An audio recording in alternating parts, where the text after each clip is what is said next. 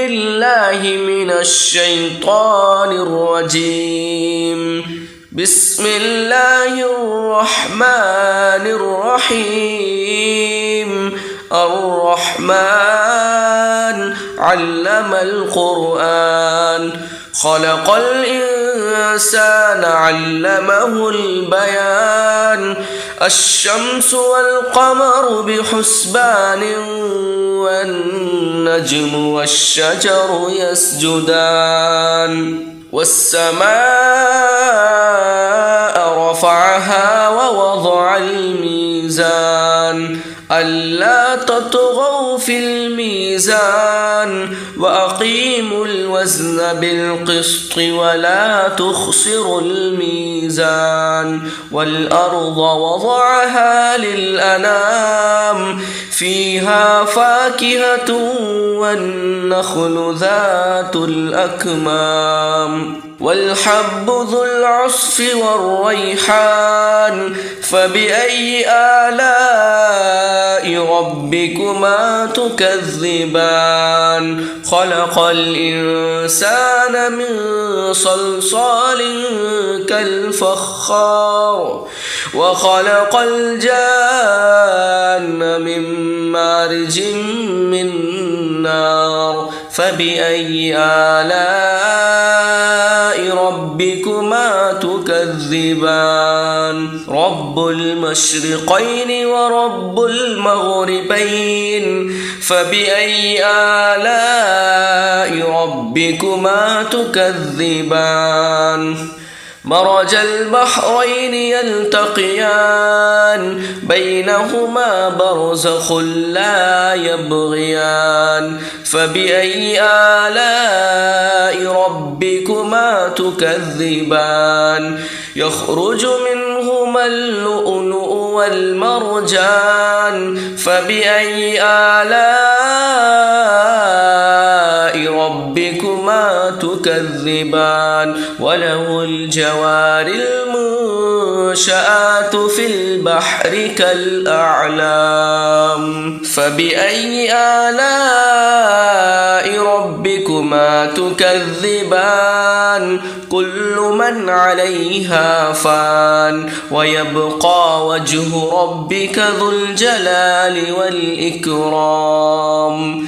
فبأي آلاء ربكما تكذبان. يسأله من في السماوات والأرض كل يوم هو في شأن. فبأي آلاء ربكما تكذبان.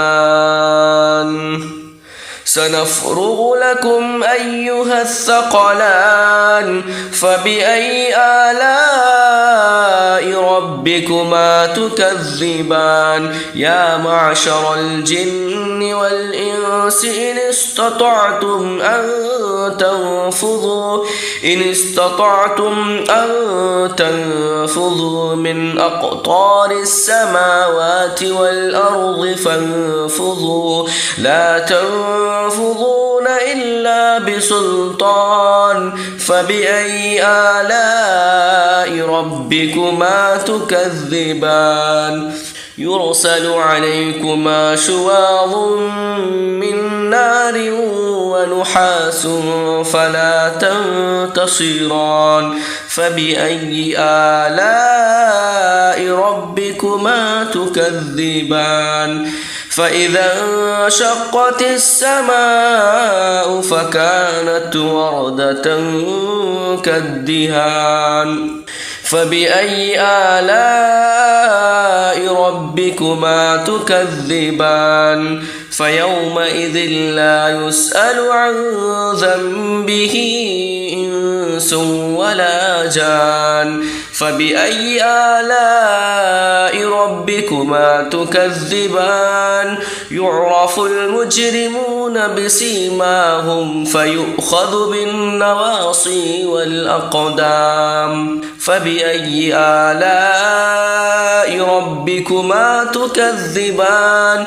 هذه جهنم التي يكذب بها المجرمون يطوفون بينها وبين حميم آن فبأي آلاء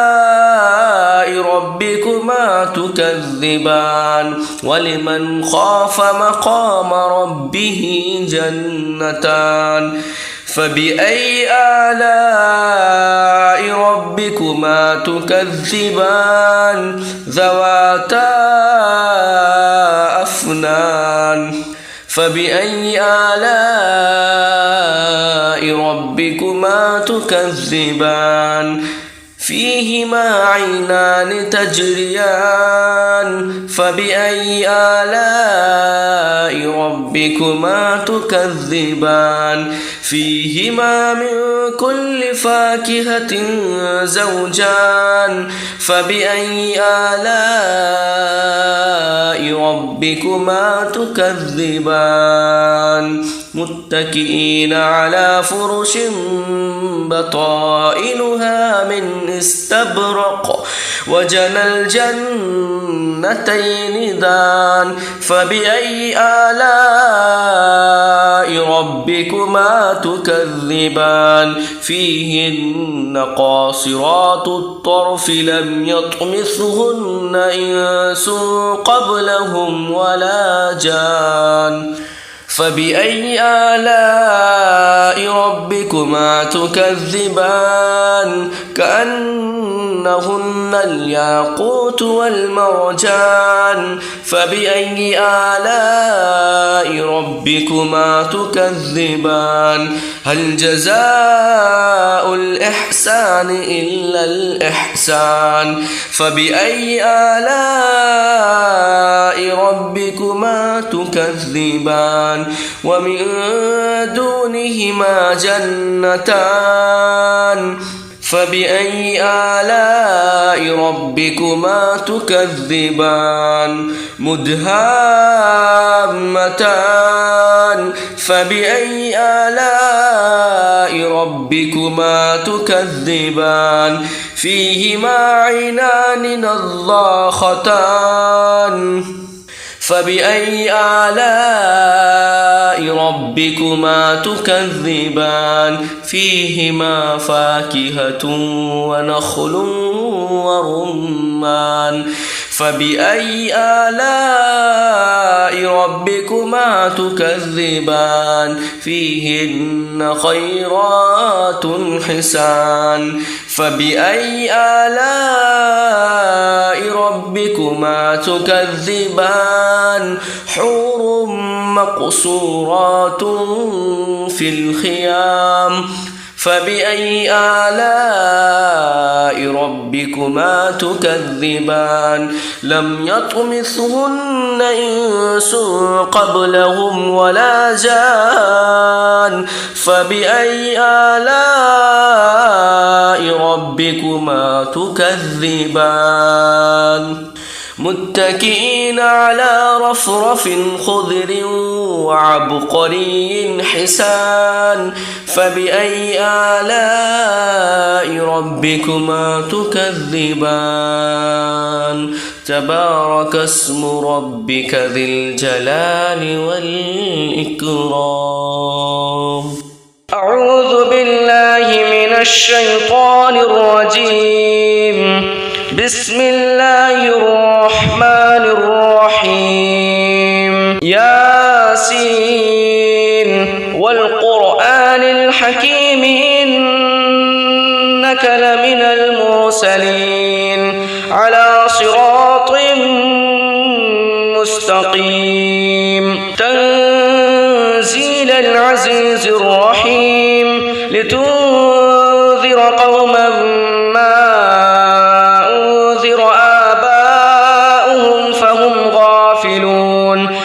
لقد حق القول على أكثرهم فهم لا يؤمنون إنا جعلنا في أعناقهم أغلالا فهي إلى الأذقان فهم مقمحون وجعلنا من بين أيديهم سدا ومن خلفهم سدا فأغشيناهم فهم لا يبصرون وسواء عليهم أأنذرتهم أم لم تنذرهم لا يؤمنون إنما تنذر من اتبع الذكر وخشي الرحمن بالغيب فبشره بمغفرة وأجر كريم إنا نحن نحيي الموتى ونكتب ما قدموا وآثارهم وكل شيء أحصيناه في إمام مبين واضرب لهم مثلا أصحاب القرية إذ جاءها المرسلون إذ أرسلنا إليهم 2 فكذبوهما فعززنا بثالث فقالوا إنا إليكم مرسلون قالوا ما أنتم إلا بشر مثلنا وما أنزل الرحمن من شيء إن أنتم إلا تكذبون قالوا ربنا يعلم إنا إليكم لمرسلون وما علينا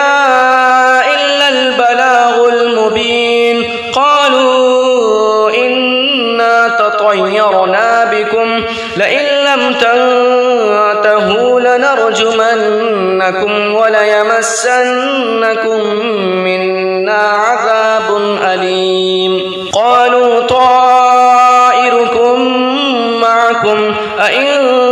ذكرتم بل أنتم قوم مسرفون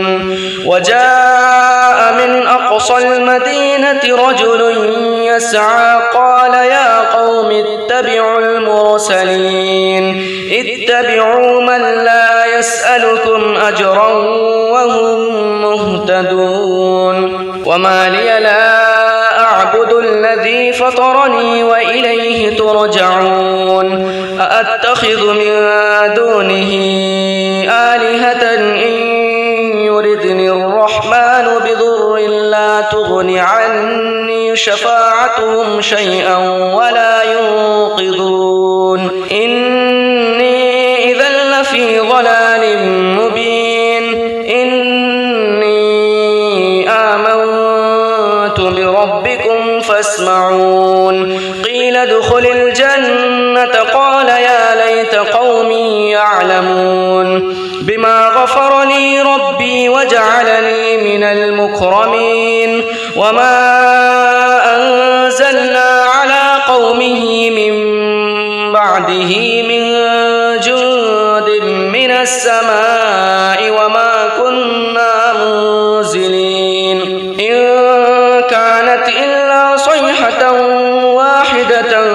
فإذا هم خامدون يا حسرة على العباد ما يأتيهم من رسول إلا كانوا به يستهزئون ألم يروا كم أهلكنا قبلهم من القرون أنهم إليهم لا يرجعون وإن كل لما جميع لدينا محضرون وآية لهم الأرض الميتة أحييناها وأخرجنا منها حبا فمنه يأكلون وجعلنا فيها جنات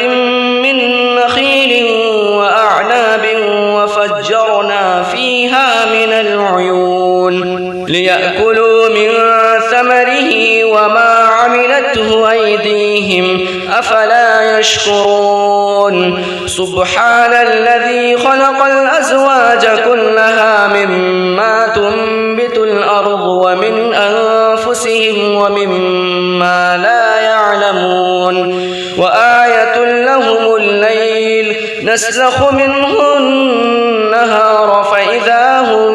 مظلمون والشمس تجري لمستقر لها ذلك تقدير العزيز العليم والقمر قدرناه منازل حتى عاد كالعرجون القديم لا الشمس ينبغي لها أن تدرك القمر ولا الليل سابق النهار وكل في فلك يسبحون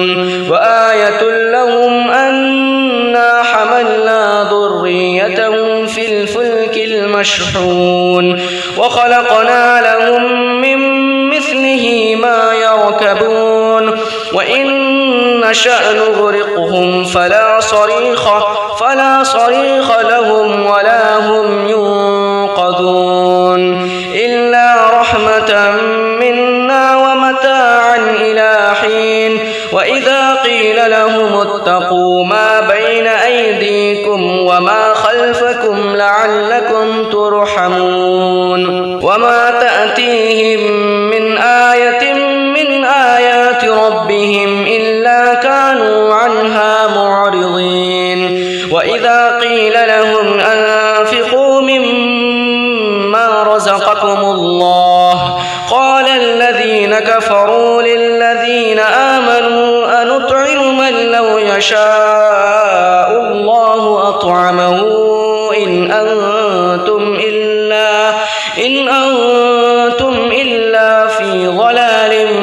مبين ويقولون متى هذا الوعد إن كنتم صادقين ما ينظرون إلا صيحة واحدة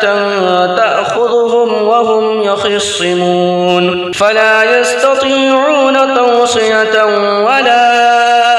إلى أهلهم يرجعون ونفخ في الصور فإذا هم من الأجداث إلى ربهم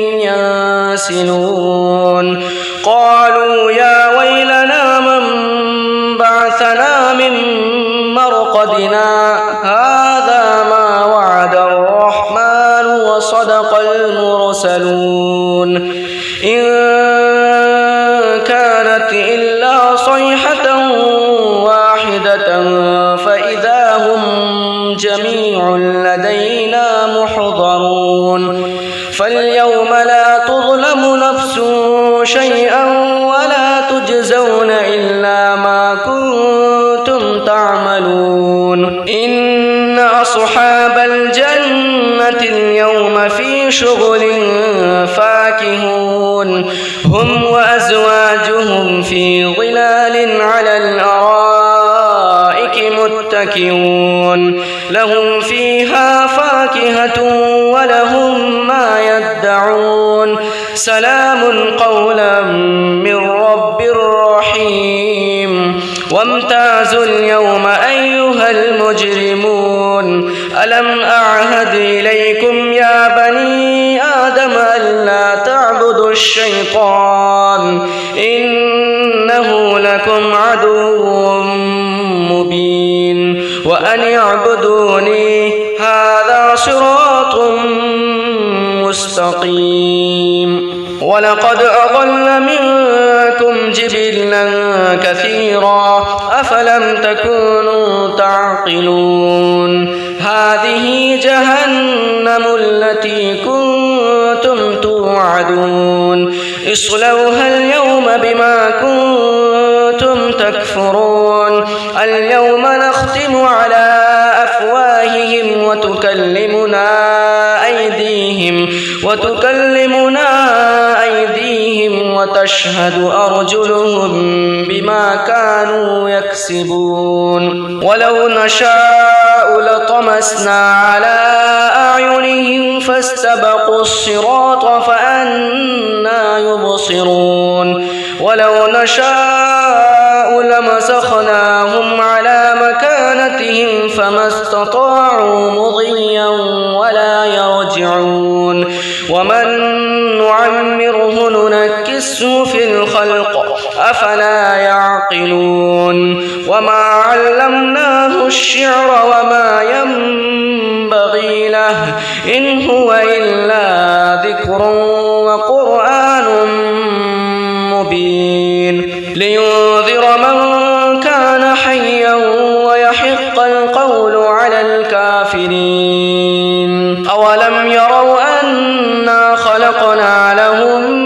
مما عملت أيدينا أنعاما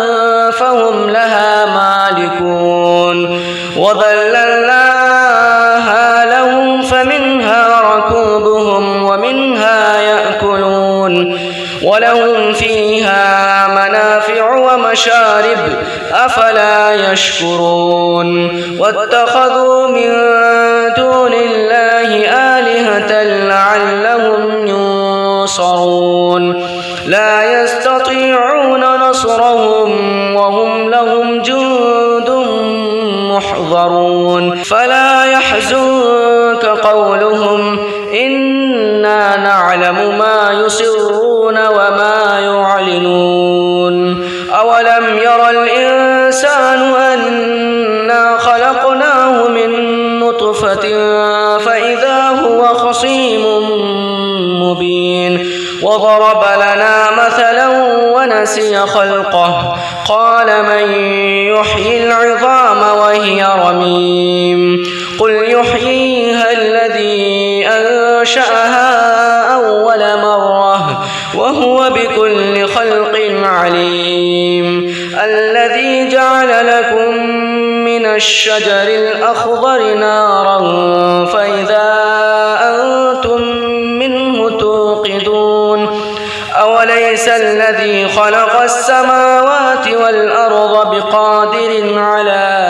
أن يخلق مثلهم بلى وهو الخلاق العليم إنما أمره إذا أراد شيئا أن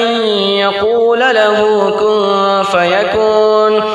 فسبحان الذي بيده ملكوت كل شيء وإليه ترجعون أعوذ بالله من الشيطان الرجيم بسم الله الرحمن الرحيم الرحمن علم القرآن خلق الإنسان علمه البيان الشمس والقمر بحسبان والنجم والشجر يسجدان والسماء رفعها ووضع الميزان ألا تطغوا في الميزان وأقيموا الوزن بالقسط ولا تخسروا الميزان والأرض وضعها للأنام فيها فاكهة والنخل ذات الأكمام والحب ذو العصف والريحان فبأي آلاء ربكما تكذبان خلق الإنسان من صلصال كالفخار وخلق الجان من مارج من نار فبأي آلاء ربكما تكذبان رب المشرقين ورب المغربين فبأي آلاء ربكما تكذبان مرج البحرين يلتقيان بينهما برزخ لا يبغيان فبأي آلاء ربكما تكذبان يخرج منهما اللؤلؤ والمرجان فبأي آلاء ربكما تكذبان وله الجوار المنشآت والظلمات في البحر كالأعلام فبأي آلاء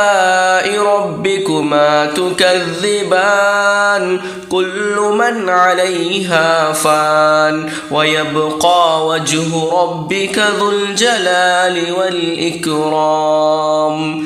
فبأي آلاء ربكما تكذبان يسأله من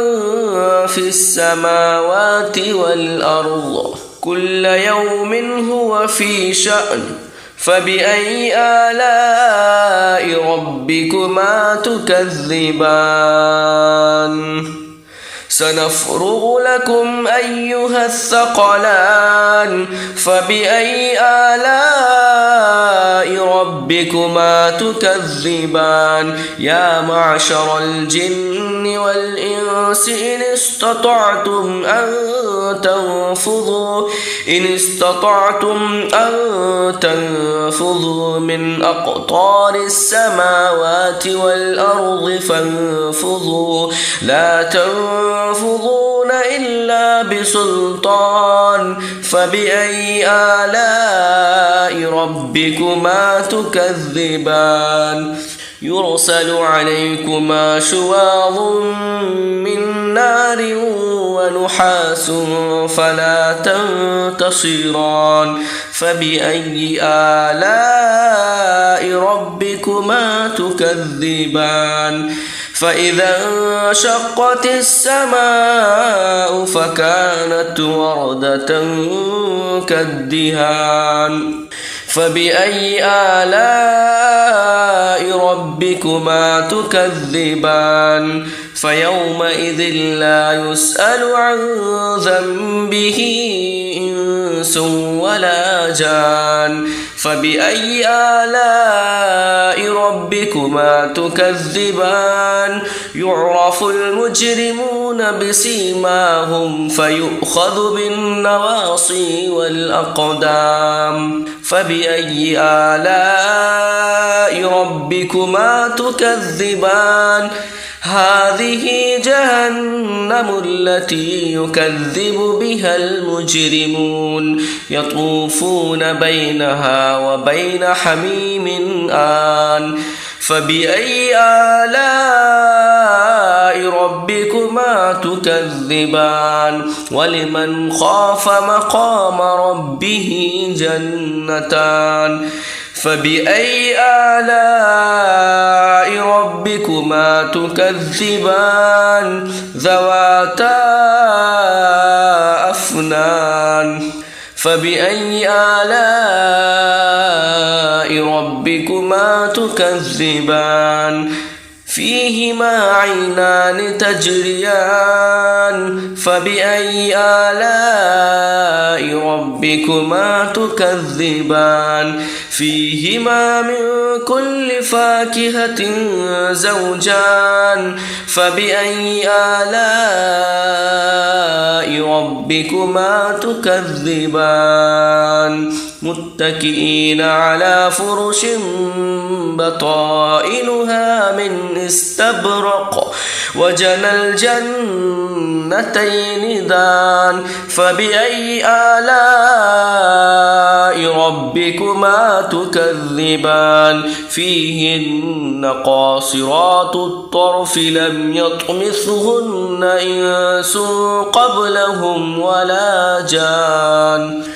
فبأي آلاء ربكما تكذبان كأنهن الياقوت والمرجان فبأي آلاء ربكما تكذبان هل جزاء الإحسان إلا الإحسان فبأي آلاء ربكما تكذبان ومن دونهما جنتان فبأي آلاء ربكما تكذبان مدهامتان فبأي آلاء ربكما تكذبان فيهما عينان نضاختان فبأي آلاء ربكما تكذبان فيهما فاكهة ونخل ورمان فبأي آلاء ربكما تكذبان فيهن خيرات حسان فبأي آلاء ربكما تكذبان حور مقصورات في الخيام فبأي آلاء ربكما تكذبان لم يطمثهن إنس قبلهم ولا جان فبأي آلاء ربكما تكذبان متكئين على رفرف خضر وعبقري حسان فبأي آلاء ربكما تكذبان تبارك اسم ربك ذي الجلال والإكرام أعوذ بالله من الشيطان الرجيم بسم الله الرحمن الرحيم ياسين والقرآن الحكيم إنك لمن المرسلين على صراط مستقيم تنزيل العزيز الرحيم لتنذر قوما ما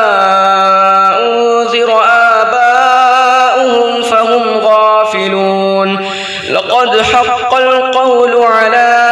أكثرهم فهم لا يؤمنون إنا جعلنا في أعناقهم أغلالا فهي إلى الأذقان فهم مقمحون وجعلنا من بين أيديهم سدا ومن خلفهم سدا فأغشيناهم فهم لا يبصرون وسواء عليهم أأنذرتهم أم لم تنذرهم لا يؤمنون إنما تنذر من اتبع الذكر وخشي الرحمن بالغيب فبشره بمغفرة وأجر كريم إنا نحن نحيي الموتى ونكتب ما قدموا وآثارهم وكل شيء أحصيناه في إمام مبين واضرب لهم مثلا أصحاب القرية إذ جاءها المرسلون إذ أرسلنا إليهم اثنين فكذبوهما فعززنا بثالث فقالوا إنا إليكم مرسلون قالوا ما أنتم إلا بشر مثلنا وما أنزل الرحمن من شيء إن أنتم إلا تكذبون قالوا ربنا يعلم إنا إليكم لمرسلون وما علينا إلا البلاغ المبين قالوا إنا تطيرنا بكم لئن لم تنتهوا لنرجمنكم وليمسنكم منا عذاب أليم قالوا طائركم معكم أئن ذكرتم بل أنتم قوم مسرفون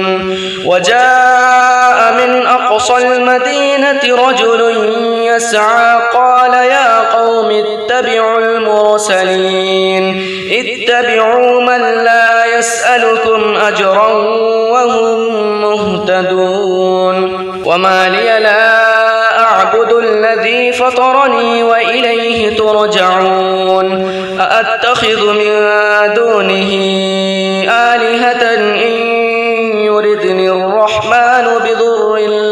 تغن عني شفاعتهم شيئا ولا ينقذون إني إذا لفي ضلال مبين إني آمنت بربكم فاسمعون قيل ادخل الجنة قال يا ليت قومي يعلمون بما غفر لي ربي وجعلني من المكرمين وما أنزلنا على قومه من بعده من جند من السماء وما كنا منزلين إن كانت إلا صيحة واحدة فإذا هم خامدون يا حسرة على العباد ما يأتيهم من رسول إلا كانوا به يستهزئون ألم يروا كم أهلكنا قبلهم من القرون أنهم إليهم لا يرجعون وإن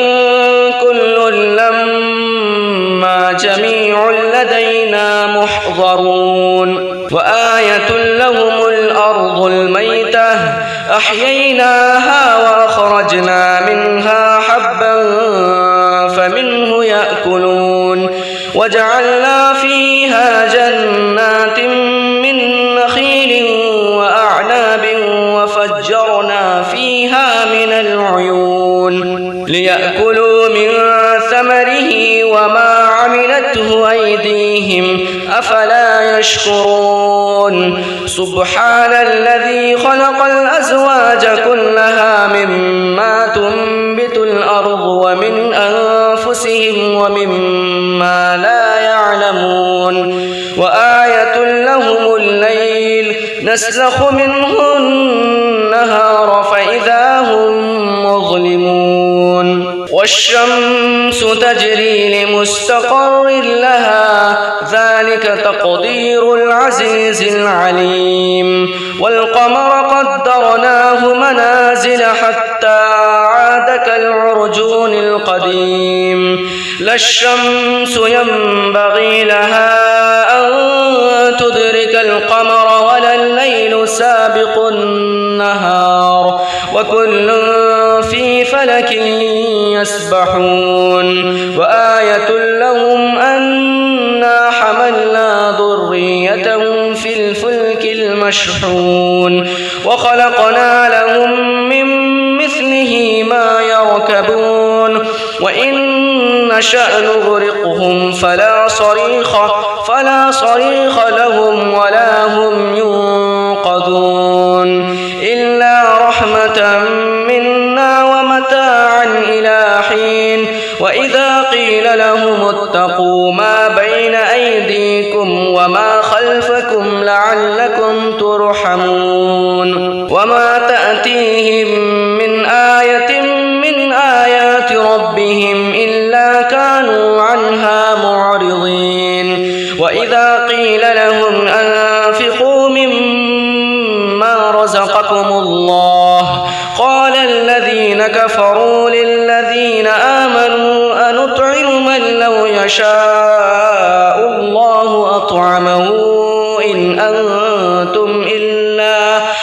أنتم إلا في ضلال مبين ويقولون متى هذا الوعد إن كنتم صادقين ما ينظرون إلا صيحة واحدة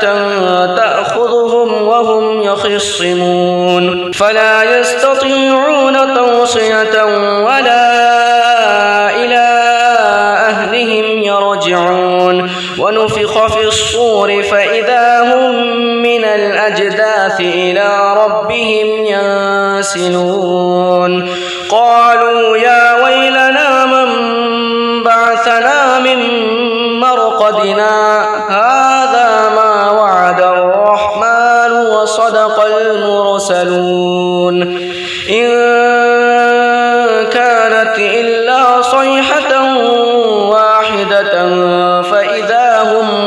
جميع لدينا محضرون